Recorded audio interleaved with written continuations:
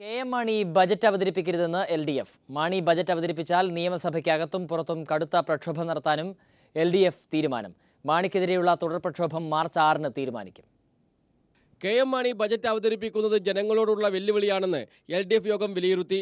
ബജറ്റിനെ ഉപയോഗിച്ച് കെ.എം. മാണി അഴിമതി നടത്തിയിട്ടുണ്ട് എന്ന് ഇതിനകം വ്യക്തമായി കഴിഞ്ഞു. കെ.എം. മാണി കോഴ വാങ്ങിയെന്ന് പ്രതിപക്ഷം ഉന്നയിച്ച ആരോപണമല്ല. ഭരണപക്ഷത്തു നിന്നും PC ജോർജും R. ബാലകൃഷ്ണപിള്ളയും ഇക്കാര്യം സ്ഥിരീകരിച്ചിട്ടുണ്ട്.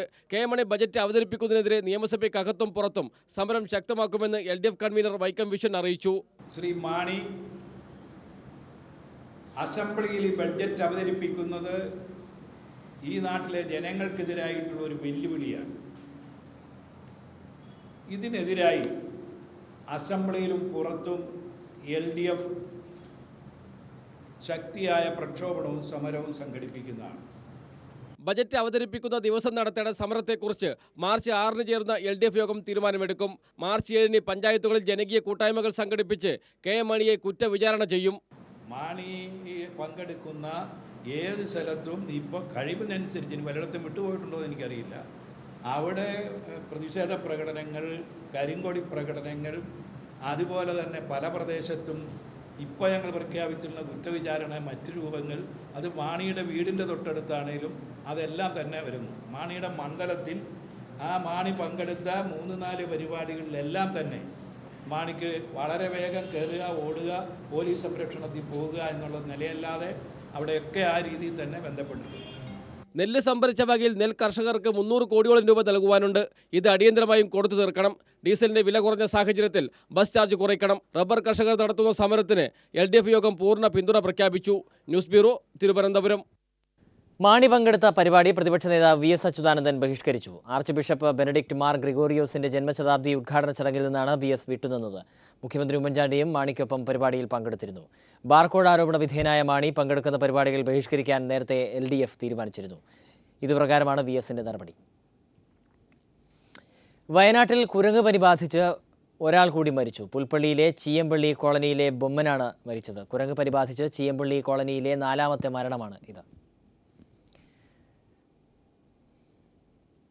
വിവാദ വ്യവസായി മുഹമ്മദ് നിസാമിന്റെ ആക്രമണത്തിൽ കൊല്ലപ്പെട്ട ചന്ദ്രബോസിന്റെ മൃതദേഹം സംസ്കരിച്ചു. ഫോറൻസിക് പരിശോധനയും പോസ്റ്റ്മോർട്ടവും വിദഗ്ധരുടെ മേൽനോട്ടത്തിൽ പൂർത്തിയാക്കണമെന്ന ആവശ്യം പരിഗണിക്കാതെയാണ് നടപടിക്രമങ്ങൾ പൂർത്തിയാക്കിയത്. ചന്ദ്രബോസിന്റെ കൊലപാതകത്തിൽ പ്രതിഷേധിച്ച് LDF മണലൂർ മണ്ഡലത്തിൽ നടത്തിയ ഹർത്താൽ പൂർണ്ണം. വിദഗ്ധരുടെ മേൽനോട്ടത്തിൽ പോസ്റ്റ്മോർട്ടം നടത്തണമെന്ന ആവശ്യം പരിഗണിച്ചായിരുന്നു പോസ്റ്റ്മോർട്ടം നടപടികൾ ഇന്നത്തേക്ക് മാറ്റിയത്. എന്നാൽ ഈ ആവശ്യം അംഗീകരിക്കാതെയാണ് നടപടിക്രമങ്ങൾ പൂർത്തിയാക്കിയതും. കേസിൽ ലൂപ്പ് ഹോളുകൾ സൃഷ്ടിക്കാൻ കൊലയാളി മുഹമ്മദ് നിസാമിന്റെ ഉന്നത ഇടപെടലിന്റെ ഭാഗമായാണ് ഇത്തരം നീക്കം നടന്നതെന്നാണ് ആരോപണം. തൃശൂർ മെഡിക്കൽ കോളേജിൽ പോസ്റ്റ്മോർട്ടം നടപടികൾ പൂർത്തിയാക്കിയ മൃതദേഹം ബന്ധുക്കൾക്ക് വിട്ടുകൊടുത്തു. കണ്ടശം കടവ് കാപ്പുങ്ങൽ വീട്ടിൽ പൊതുദർശനത്തിന് വെച്ച മൃതദേഹത്തിൽ അന്തിമോപചാരം അർപ്പിക്കാൻ നിരവധി ആളുകളാണ് എത്തിയത്. കൊലപാതകത്തിൽ പ്രതിഷേധിച്ച് മണലൂർ മണ്ഡലത്തിൽ LDF നടത്തിയ ഹർത്താൽ ജനങ്ങൾ ഏറ്റെടുത്തു. കൊലയാളി മുഹമ്മദ് നിസാമിനെതിരെ കാപ്പ നിയമം ഉൾപ്പെടെ ചുമത്തി കർശന നടപടി സ്വീകരിക്കണമെന്ന് CPIM ജില്ലാ കമ്മിറ്റി ആവശ്യപ്പെട്ടു. ചന്ദ്രബോസിന്റെ മൃതദേഹം കാഞ്ഞാടി പൊതുശ്മശാനത്തിൽ സംസ്കരിച്ചു. News bureau, Thrissur. തൃശൂരിൽ സെക്യൂരിറ്റി ജീവനക്കാരനെ കൊലപ്പെടുത്തിയ വിവാദ വ്യവസായി നിസാമിന്റെ സാമ്പത്തിക സ്രോതസ് അന്വേഷിക്കണമെന്നും കൊലപാതകത്തിന് മാതൃകാപരമായ ശിക്ഷ നൽകണമെന്നും CPIM സംസ്ഥാന സെക്രട്ടറി പിണറായി വിജയൻ. പണത്തിന്റെ പിൻബലത്തിൽ നിയമത്തെ വരുതിയിൽ നിർത്തി ക്രിമിനൽ പ്രവർത്തനത്തിലേർപ്പെടുന്ന വിവാദ വ്യവസായിയോട് യാതൊരു ദാക്ഷിണ്യവും പോലീസും നിയമ സംവിധാനവും കാണിക്കാൻ പാടില്ല. പ്രതികളെ ശിക്ഷിക്കുന്നതിനൊപ്പം ചന്ദ്രബോസിന്റെ കുടുംബത്തിനെ സർക്കാരും ശോഭാ സിറ്റി അധികൃതരും സഹായിക്കണം. ചന്ദ്രബോസിന്റെ കുടുംബത്തിന് പ്രതിയിൽ നിന്ന് നഷ്ടപരിഹാരം വാങ്ങി നൽകണമെന്നും പിണറായി പ്രസ്താവനയിൽ ആവശ്യപ്പെട്ടു. കോഴിക്കോട് കക്കോടിയിൽ CPIM പ്രവർത്തകൻ കൊല്ലപ്പെട്ട സംഭവത്തിൽ 6 പേർ അറസ്റ്റിലായി. കൊലപാതക കാരണം വ്യക്തിവൈരാഗ്യമെന്ന് പോലീസ് പറഞ്ഞു. കോഴിക്കോട് കക്കോടിയിൽ കഴിഞ്ഞ ദിവസം ഉത്സവപ്പറമ്പിൽ CPIM പ്രവർത്തകനായ ശ്രീജിത്തിനെ കൊലപ്പെടുത്തിയ സംഭവത്തിലാണ് പോലീസ് 6 പേരെ പിടികൂടിയത്. സന്ദീപ്, രാഹുൽ, കിരൺ, ജിതിൻ രാജ്, അമിതാസ്, നവനീത് എന്നിവരെയാണ് പോലീസ് പിടികൂടിയത്. വ്യക്തിവൈരാഗ്യമാണ് കൊലപാതക കാരണമെന്ന് പോലീസ് പറഞ്ഞു.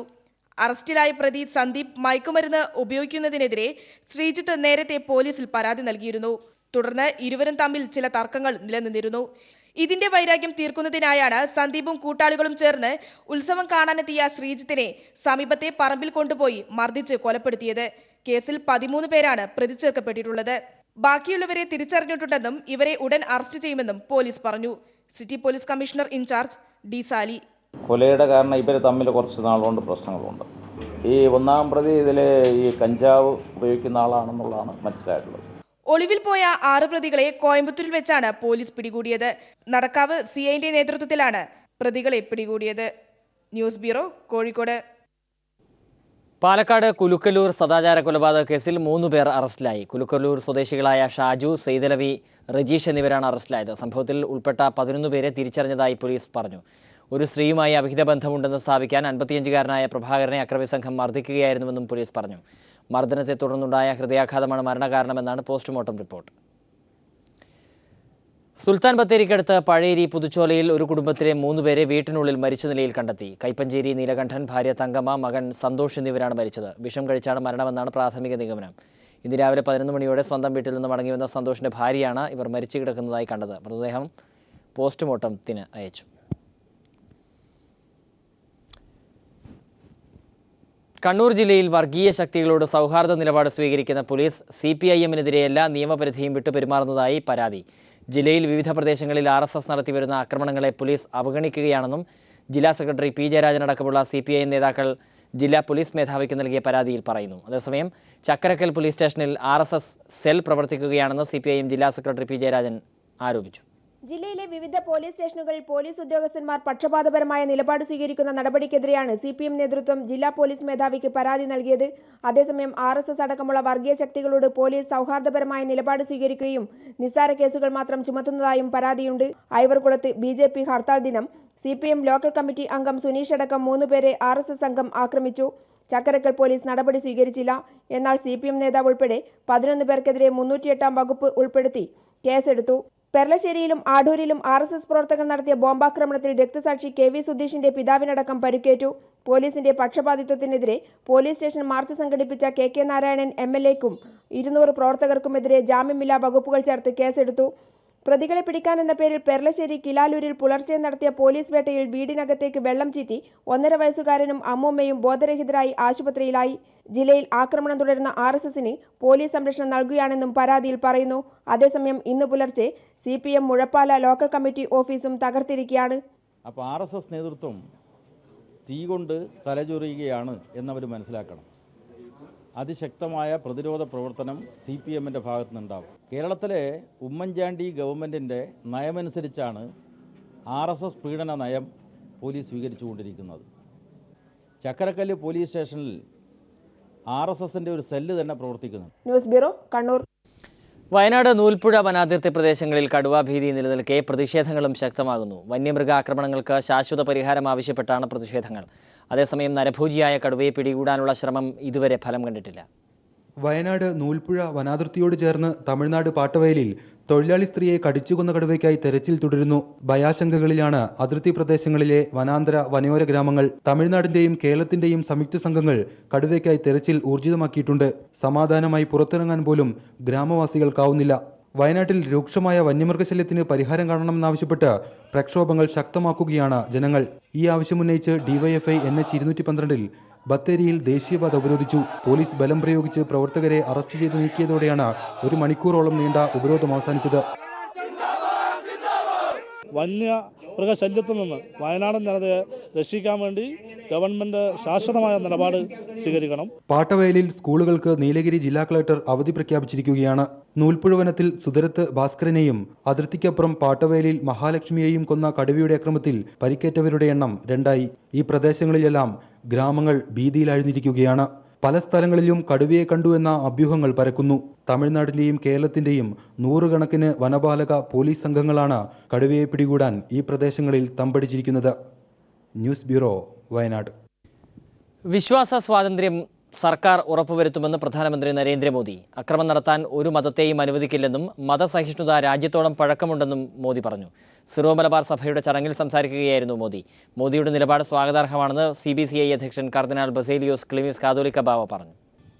CPIM സമ്മേളന പതാക ജാഥയ്ക്ക് മലപ്പുറത്ത് ആവേശകരമായ സ്വീകരണം. കേന്ദ്ര കമ്മിറ്റി അംഗം EP ജയരാജൻ നയിക്കുന്ന ജാഥയെ വരവേൽക്കാൻ ആയിരങ്ങളാണ് ദേശീയപാതയോരങ്ങളിൽ കാത്തുനിന്നത്. സമ്മേളന നഗരിയിൽ ഉയർത്താനുള്ള ചെമ്പതാക അത്ലറ്റുകൾ റിലേ ആയാണ് കൊണ്ടുപോകുന്നത്. ജാഥ ലീഡർ EP ജയരാജൻ, അംഗങ്ങളായ TV രാജേഷ്, M രാജഗോപാലൻ എന്നിവർ അഭിവാദ്യങ്ങൾ ഏറ്റുവാങ്ങി. മലപ്പുറം ജില്ലാ അതിർത്തിയിൽ CPIM ജില്ലാ സെക്രട്ടറി PP വാസുദേവന്റെ നേതൃത്വത്തിലാണ് പതാക വരവേറ്റത്. CPIM സംസ്ഥാന സെക്രട്ടേറിയറ്റ് അംഗമായിരുന്ന N. ശ്രീധരന്റെ 30ാം ചരമവാർഷിക ദിനം ആചരിച്ചു. അനുസ്മരണത്തിന്റെ ഭാഗമായി ആലപ്പുഴ വലിയ ചുടുകാട് രക്തസാക്ഷി മണ്ഡപത്തിൽ നടന്ന സമ്മേളനം പൊളിറ്റ് ബ്യൂറോ അംഗം MA ബേബി ഉദ്ഘാടനം ചെയ്തു.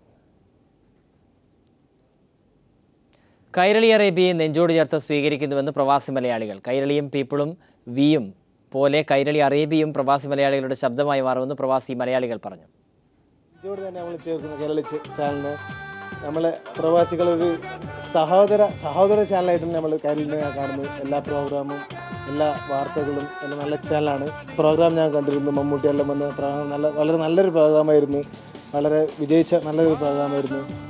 ഞങ്ങളുടെ സപ്പോർട്ട് തീർച്ചയായും എല്ലാ പ്രവാസികളുടെ സപ്പോർട്ട് തീർച്ചയായും കൈരളി ചാനലിനുണ്ടാവും. കൈരളിയുടെ ചാനൽ അതാണ് പ്രവാസികൾക്ക് കൈരളി അറേബ്യയിലുള്ള പ്രതീക്ഷകൾക്ക് പിന്നിൽ. അതവർ ആവേശത്തോടെ തന്നെ പങ്കുവെക്കുന്നു. നിങ്ങൾ മുമ്പോട്ട് വെക്കുന്ന പല കാര്യങ്ങളും മറ്റ് ചാനൽസിനെ മീഡിയാസിനെ അപേക്ഷിച്ച് ഡിഫറൻ്റ് ആയിട്ടൊരു വ്യൂവിൽ ജനങ്ങളുടെ മുമ്പിലെത്തിക്കാൻ നിങ്ങൾ എപ്പോഴും മുൻപന്തിയിൽ നിർത്തുന്നത്. നിങ്ങൾ കുറച്ചൊക്കെ ജനങ്ങൾക്ക് വേണ്ടിയോ അല്ലെങ്കിൽ ഇവിടെ കഷ്ടപ്പെടുന്നവരുടെ കാര്യങ്ങൾക്ക് വേണ്ടിയോ നിലകൊള്ളുന്നവരാണ് എന്ന് കേരള ജനത ഓൾറെഡി നിങ്ങൾ ബോധ്യപ്പെടുത്തി കഴിഞ്ഞവരാണ്. തുടർന്നും അത് കുറച്ചുകൂടെ ഉണ്ടാവും എന്ന് തന്നെയാണ് ഞങ്ങളുടെ പ്രതീക്ഷ. സ്ഥിരമായിട്ട് നമ്മൾ കണ്ട ചാനലാണ് കൈരളി. പുതിയ ചാനലായി വന്നത് നമുക്ക് വളരെയധികം സന്തോഷമുണ്ട്. എല്ലാ നാട്ടിലെ എല്ലാ വാർത്തകളും എല്ലാ കാര്യങ്ങളും അതിലൂടെ നമുക്കറിയാം. കൈരളി അറേബ്യയുടെ പിറവി കുറിച്ച വർണ്ണാഭമായ ഉദ്ഘാടന പരിപാടി സൃഷ്ടിച്ച ഹരത്തിലാണ് ഇപ്പോഴും ഗൾഫ് മലയാളികൾ.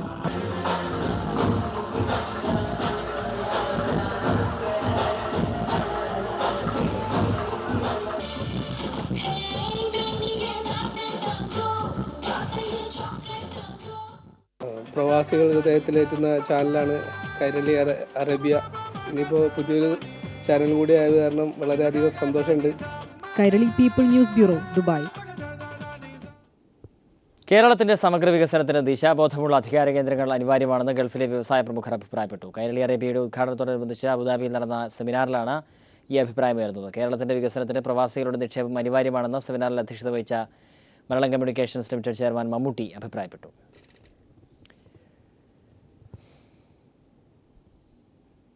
ഇന്ത്യയിലെ ആദ്യത്തെ ഗോട്ട് മിൽക്ക് സോപ്പായ മിൽസോ വിപണിയിലെത്തി. കോഴിക്കോട് താജ് ഹോട്ടലിൽ നടന്ന ചടങ്ങിൽ ജിവൗണ്ടർ പെർഫ്യൂംസ് സ്വിറ്റ്സർലൻഡിൻ്റെ Asia Pacific manager Ajith Pal സോപ്പിൻ്റെ മാതൃകയും ആശയവും പ്രകാശനം ചെയ്തു. Cosmetics private limited MD KP Khalid Ajith പാലിന് ആദ്യ സോപ്പ് കൈമാറി. പ്രശസ്ത ബ്രാൻഡുകളായ ഫെമിന, ക്യൂട്ടി സോപ്പുകളുടെ നിർമ്മാതാക്കളായ ഗുഡ് ബൈ സോപ്സാണ് മിൽസോ വിപണിയിലെത്തിച്ചത്.